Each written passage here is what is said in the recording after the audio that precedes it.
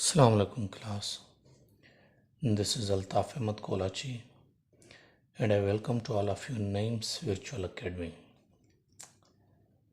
Today we are again on the same topic, sentence structure, but I'm going to discuss the other types of sentences.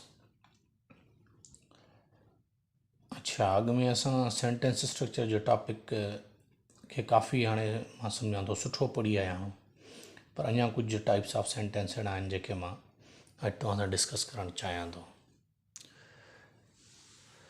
अच्छा हाणे अॼु असांजो पहिरियों जेको sentence आहे उहो आहे फ्लोर इज़ डैश वीट। अच्छा हाणे हिते छा इस्तेमालु थींदो, मेड ऑफ या मेड फ्रॉम। हाणे तव्हां अक्सर तौर ते ॿुधो हूंदो असां मेड ऑफ यूज़ कंदा आहियूं, चेयर इज़ मेड ऑफ। ठीकु आहे, हाणे अॻिते आहे बि थिए मां तव्हांखे सम्झायां थो इन्हनि ॿिन्ही में दरअसल डिफरेंस हूंदो छा ऐं छो आहे। हाणे मेड ऑफ किथे यूज़ थींदो, मेड फ्रॉम किथे यूज़ थींदो।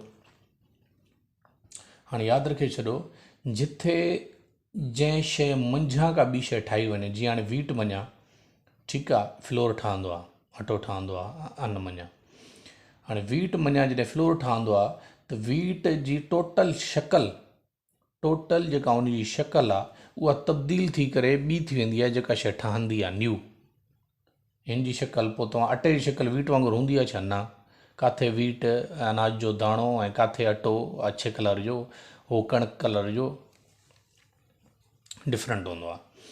अच्छा जहिड़े जिते ईअं थिए त जेका जंहिं शइ मुंहिंजो ठाही वञे थी उहा ऐं जेका शइ ठहे थी उन्हनि ॿिन्ही जी शक्ल मुकमिल तौर ते तब्दील थी वञे, डिफरेंस अची वञे शक्ल में ॿिन्ही जी, त उते छा इस्तेमालु थींदो, उते थींदो आहे मेड फ्रॉम।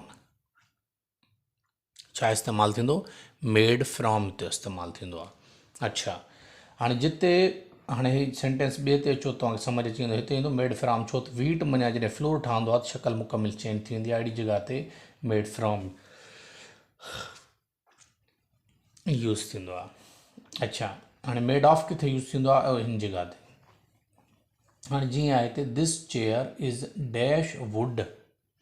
हाणे हिते छा थींदो, मेड फ्रॉम थींदो या मेड ऑफ। हाणे तव्हां ॾिसंदा हो त चेयर जेका ठहियलु हूंदी आहे काठी जी ई ठहियलु हूंदी आहे, उन जी शक्ल मुकमिल तौर ते तब्दील न हूंदी आहे, काठी बज़ात ख़ुदि पंहिंजी ओरिजिनल शक्ल में उते बीठी हूंदी आहे। हा कटे करे असां उनखे यूज़ कंदा आहियूं, पॉलिश करे यूज़ कंदा आहियूं, लेकिन असांखे ख़बर हूंदी आहे काठी परे खां ॾिसण सां ई ख़बर पवंदी आहे हे काठी आहे। काठी पंहिंजी ओरिजिनल फॉर्म में हूंदी आहे, पॉलिश थी सघे थी, कटिजी सघे थी, लेकिन ईअं न आहे तो काठी जी मुकमिल शक्ल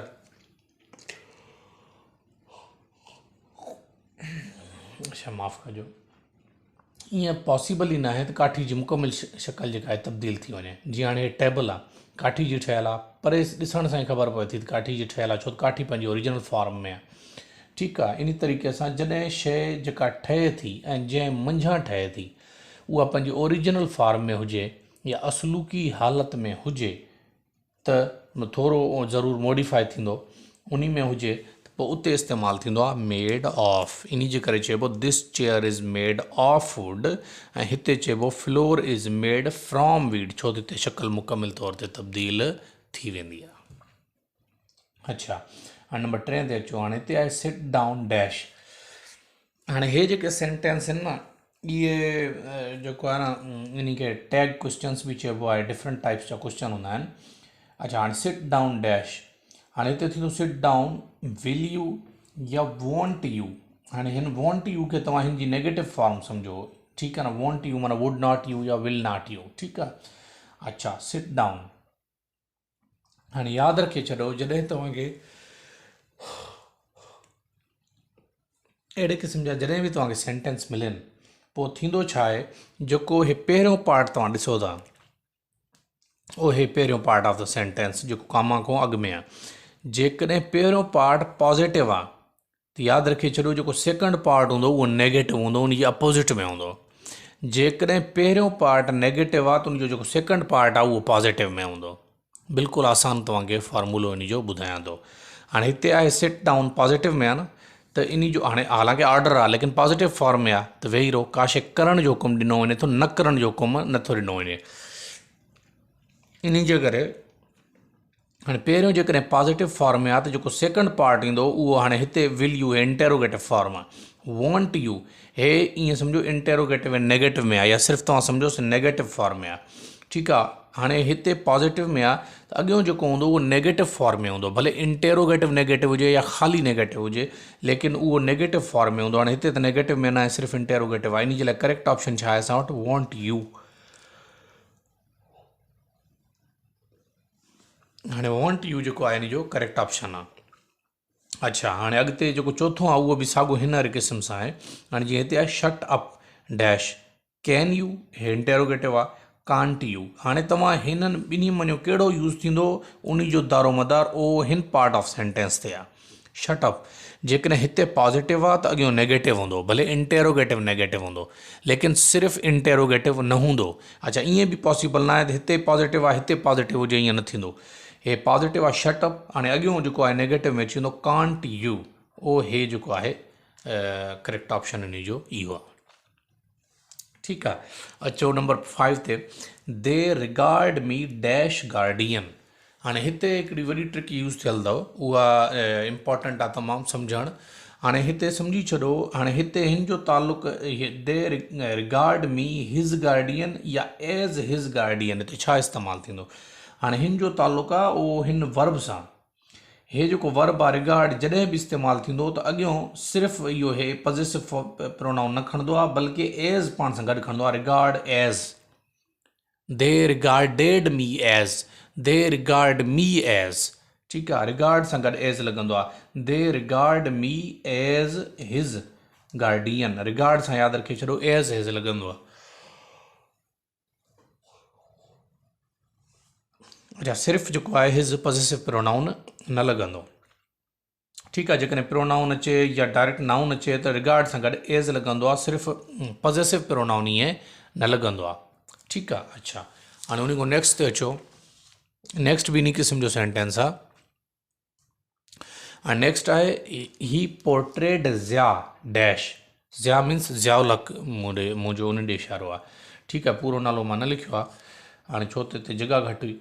ही portrayed Zia dash a dictator या एज़ अ डिक्टेटर, हे बि हुन वारी कार आहे जॾहिं बि वर्ड पोर्ट्रेड इस्तेमालु थींदो ऐं उन जे अॻियां जॾहिं नाउन या प्रोनाउन पॉज़िटिव प्रोनाउन जॾहिं बि इस्तेमालु थींदो त पोर्ट्रेड सां गॾु एज़ इस्तेमालु थींदो आहे, डायरेक्ट आ डिक्टेटर न थींदो। ही पोर्ट्रेड ज़िया एज़ आ डिक्टेटर, उहे यादि रखे छॾो। रिगार्ड सां छा लॻंदो? एज़ लॻंदो। पोर्ट्रेड सां गॾु छा लॻंदो? एज़ लॻंदो। ठीकु, अच्छा हाणे अॻिते अचो। 7 नंबर आहे कीप ऑन डैश। हाणे हिते बि सम्झी छॾो। हाणे जीअं हे लिखियलु आहे कीप ऑन, हाणे हिन जो ताल्लुक़ बि हिन सां आहे, कीप सां आहे, पर तव्हांखे अञा आसान करे सम्झायां। हाणे हिते ऑलरेडी असां वटि जेको आहे उहो प्रीपोज़िशन लॻल आहे कीप ऑन। हाणे इन जे करे असांखे वरी जेको आहे प्रीपोज़िशन, ॿियो प्रीपोज़िशन रखणु, कीप ऑन टू ट्राई न थींदो, ॿिए प्रीपोज़िशन रखण जी ज़रूरत असांखे न आहे। इन जे करे हिते डायरेक्ट थींदो कीप ऑन ट्राइंग। हाणे ऑन खां पोइ असां इंग फॉर्म जेका आहे वर्ब जी असां यूज़ कंदा आहियूं, इहो मां तव्हांखे अॻु में पढ़ाया हुआ। फॉर खां पोइ, ऑन खां पोइ जेको आहे इन खां पोइ असां जेकॾहिं ॿियो वर्ब इस्तेमालु करणो आहे त उहो इंग फॉर्म में, जेरंड फॉर्म में उहो यूज़ थींदो आहे। हिते इन जे करे थींदो कीप ऑन ट्राइंग, उहे जेको आहे करेक्ट असांजो ऑप्शन आहे। कीप ऑन टू ट्राई न थींदो।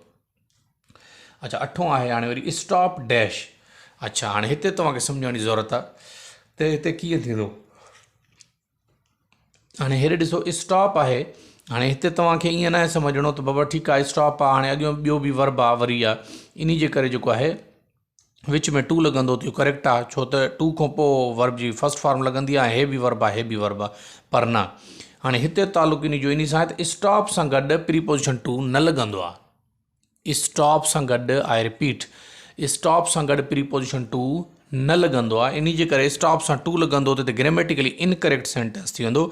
स्टॉप सां गॾु डायरेक्ट असां ॿियो वर्ब हणंदासीं, पर ॿियो वर्ब तव्हांखे ख़बर आहे फर्स्ट फॉर्म में न ईंदो।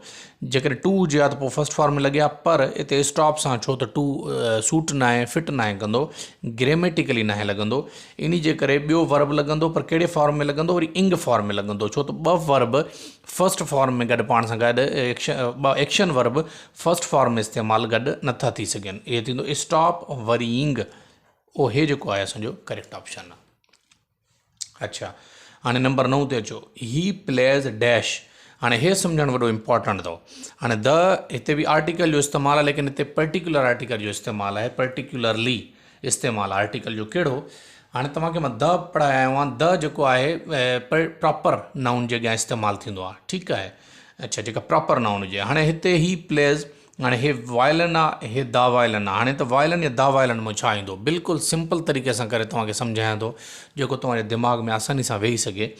जॾहिं बि म्यूज़िकल इंस्ट्रूमेंट्स जी ॻाल्हि अचे, म्यूज़िकल इंस्ट्रूमेंट्स जीअं गिटार, तबला ऐं वायलिन या पियानो, ठीकु आहे, जॾहिं बि म्यूज़िकल इंस्ट्रूमेंट वॼाइण जी ॻाल्हि अचे त उन म्यूज़िकल इंस्ट्रूमेंट खां अॻु में द लाज़मी लॻंदो आहे। आई अगेन रिपीट, जॾहिं बि कंहिं म्यूज़िकल इंस्ट्रूमेंट जी ॻाल्हि अचे, भले उहो पियानो हुजे, गिटार हुजे, वायलिन हुजे, या जेको आहे कोई बि ॿियो म्यूज़िकल इंस्ट्रूमेंट, तबलो हुजे, उन जे अॻियां जेको आर्टिकल द लाज़मी इस्तेमालु थींदो आहे, ठीकु आहे। ईअं न थींदो ही प्लेड गिटार, न, हीअ थींदो he played the guitar. Musical instrument आहे, म्यूज़िकल इंस्ट्रूमेंट जो अॻियां द लाज़मी तौर ते लॻंदो आहे, ग्रेमेटिकली फिक्स्ड आहे। हाणे इहो थींदो ही प्लेज़ द वायलिन, हे करेक्ट असांजो ऑप्शन आहे। अच्छा, लाइक वाइज हे इंटरलिंक्ड इन सेम टाइप्स जा सेंटेंसेस आहिनि। Did she play dash, tabla या द तबला। हाणे अगेन साॻियो रूल फॉलो कयो वेंदो, जीअं मां तव्हांखे ॿुधायो, दुनिया जो को बि म्यूज़िकल इंस्ट्रूमेंट हुजे, चाहे गिटार हुजे, तबला हुजे, वायलिन हुजे या पियानो हुजे, कुझु बि हुजे, म्यूज़िकल इंस्ट्रूमेंट जॾहिं बि वॼाइण जी ॻाल्हि अचे, म्यूज़िकल इंस्ट्रूमेंट वॼाइण जी जॾहिं ॻाल्हि ईंदी त उन जे अॻियां आर्टिकल द लॻंदो लाज़मी तौर ते, ठीकु आहे। The, did she play the tabla, ख़ाली तबला न थींदो, द तबला थींदो। तबला जेको ढोल वॼाईंदा आहिनि, ठीकु आहे, उन खे चइबो आहे, पर्टिकुलर हिकिड़ो म्यूज़िकल इंस्ट्रूमेंट आहे इहो, ठीकु आहे। हाणे होपफुली अॼु वारो लेक्चर तव्हांखे सम्झ में अची वेंदो। इन खां अॻिते मां ॾिसंदुसि, जेकॾहिं को इम्पॉर्टेंट अहिड़ी मूंखे का ॿी स्ट्रक्चर मिली वञे थी त मां तव्हांखे पढ़ाईंदुसि, अदरवाइज़ सेंटेंस स्ट्रक्चर शायदि हिते ख़तमु थी वञे। जेकॾहिं हूंदी त अॻियों लेक्चर बि सेंटेंस स्ट्रक्चर ते हूंदो, जेकॾहिं न हूंदी त सेंटेंस स्ट्रक्चर असां हिते ख़तमु कंदासीं। इन खां पोइ असां हाणे वरी तव्हांखे ॿुधाए छॾां, विच में थोरो जेको आहे वरी कमु कंदासीं कंहिं ते, प्रीपोजिशन्स ते, सिनोनिम्स ते, एंटानिम्स ते, ऐं उन खां अलावा जेको आहे स्पेल करेक्शन ते। हिकु अधु लेक्चर, हिकु ॿ लेक्चर उन्हनि जा कंदासीं। उन खां पोइ असां पंहिंजे आख़िरी 5 to 15 ग्रेड जे सिलेबस जे आख़िरी टॉपिक यानी एरर डिटेक्शन ते कमु कंदासीं असां, ठीकु आहे। एरर डिटेक्शन खां बाद में असां वटि टाइम बचे थो होपफुली, छो त फ़िलहालु अञा एग्ज़ाम जी डेट का अनाउंस कोन्हे थी हुई। इन जे करे जेको जेकॾहिं असांखे टाइम बचे थो त अॻिते साईं नईम साहब सां इहा ॻाल्हि डिस्कस थी चुकी आहे मुंहिंजी। पोइ वरी छा आहे, जेकॾहिं टाइम बचे थो तव्हांखे अॻिते वरी पढ़ायो वेंदो। एसे लिखण बि तव्हांखे सेखारींदासीं, पिरसी कीअं लिखबी आहे उहो बि तव्हांखे सेखारींदासीं। उहा शइ तव्हांखे CSS जे इम्तिहान ताईं तव्हांखे कमु ईंदी। भले तव्हां कमीशन जे एग्ज़ाम ॾियो था, मामूली एग्ज़ाम ॾियो था, 5 to 15 में उहा शइ न आहे, लेकिन उहा शइ तव्हांखे अॻिते ॿियनि एग्ज़ाम्स में वॾो पर तमामु वॾो फ़ाइदो ॾींदी तव्हांखे। तव्हांखे जेकॾहिं ख़बर आहे त CSS में हिकु पर्टिकुलर अलहदा सब्जेक्ट आहे एसे जो, मां पाण उन में वेही चुको आहियां, त CSS में पर्टिकुलरली अलहदा सब्जेक्ट आहे एसे जो, त उहो तमामु इम्पॉर्टेंट टॉपिक आहे, तमामु इम्पॉर्टेंट सब्जेक्ट आहे, बाक़ाइदा अलहदा हिकिड़े एसे। पर उहो इनशाला तव्हांखे असां हिते जेको आहे न सेखारींदासीं, ऐं सिलेबस खां वधी करे तव्हांखे प्लस में असांखे उहो सेखारींदासीं।